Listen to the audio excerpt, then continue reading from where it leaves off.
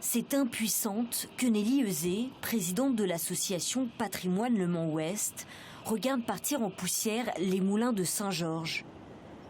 Construit en 1864 par 2 boulangers, ce bâtiment représente l'histoire de l'industrie de la farine.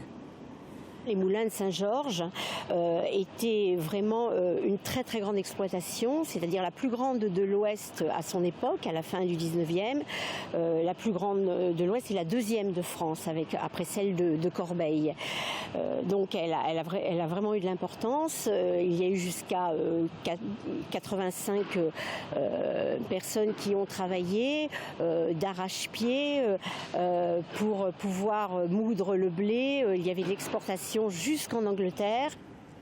Un patrimoine qui disparaît sous l'œil étonné des habitants du quartier, qui sont de plus en plus nombreux à venir voir les derniers vestiges de ces moulins. C'est triste, ouais. C'est dommage parce qu'il était très beau. Hein. Ça aurait pu être un témoin d'une époque des moulins sur le Mans. C'est vraiment dommage de le détruire. Il avait du caractère. Existait-il des moyens d'action pour éviter sa démolition ?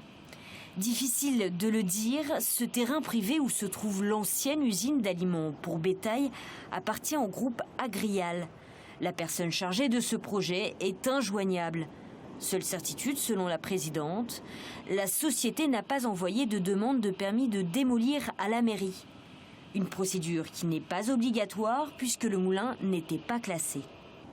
Quand le bâtiment est démoli, il est démoli. Hein. Donc je crois on s'en est un petit peu rendu compte malheureusement sur le fait.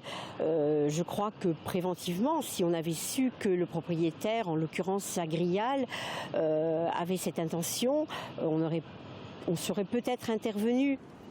Au Mans, d'autres moulins ont pu être sauvés, comme celui de la Maison de l'Eau ou encore celui du Gué de Maulny. Transformés en appartements ou en lieux culturels, ces lieux chargés d'histoire connaissent une seconde jeunesse.